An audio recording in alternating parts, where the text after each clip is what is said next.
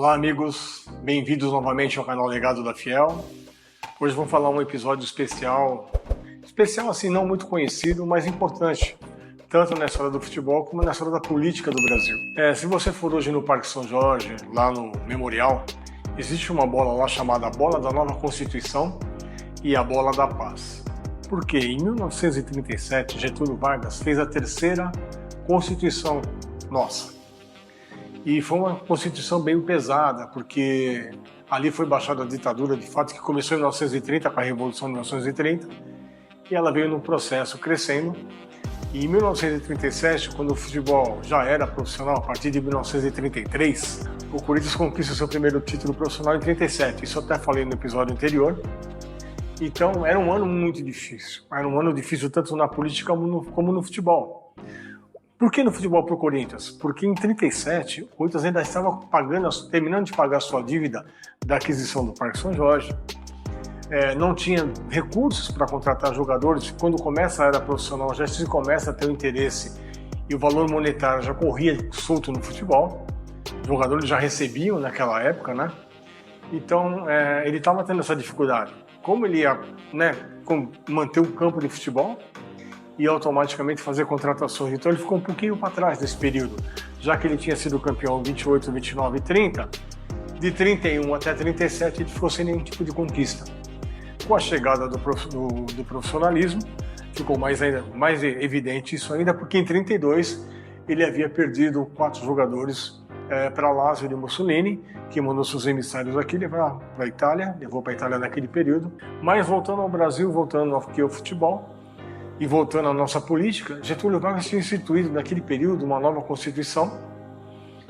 Ele decretou a censura na imprensa. Qualquer tipo de imprensa tinha que passar pelo crivo da censura.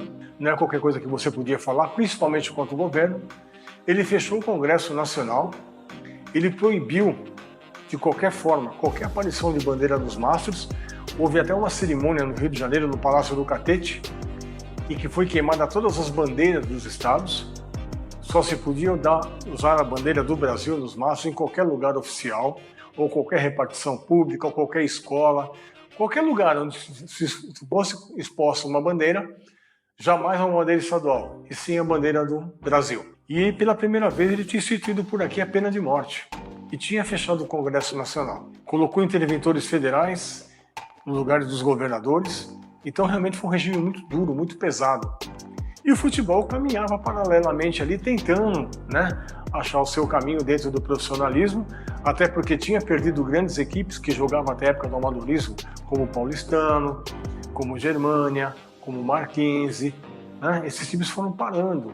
E eram times realmente que tinham grandes jogadores e que pararam as suas atividades, e muitos deles deixaram de jogar, não quiseram jogar como profissionais. Porque naquela época, jogador que aceitasse receber dinheiro, ele era mais ou menos considerado como um gigolô do futebol. Era proibido, o futebol tinha que ser mantido ainda no romantismo. Então, o Corinthians aí pagando a sua dívida aqui do Parque São Jorge, desde a sua compra em 1926, e pagando a sua última parcela em 37, estava com muita dificuldade. Mas mesmo assim ele consegue o seu primeiro título profissional. E para registrar isso aí, a bola do dia, que foi conquistada no dia 5 de dezembro de 1937, ela está no Memorial do Parque São Jorge, está lá escrito a Bola da Nova Constituição e a Bola da Paz. A Bola da Paz também porque naquele período existia um racha muito grande. A Federação aqui de São Paulo e a Federação do Rio brigavam pela hegemonia. E paralelamente com isso vinha Minas Gerais e Rio Grande do Sul. A Federação aqui, São Paulo tinha montado a Federação Brasileira de Futebol e a Federação Carioca tinha montado a Federação Brasileira de Esportes.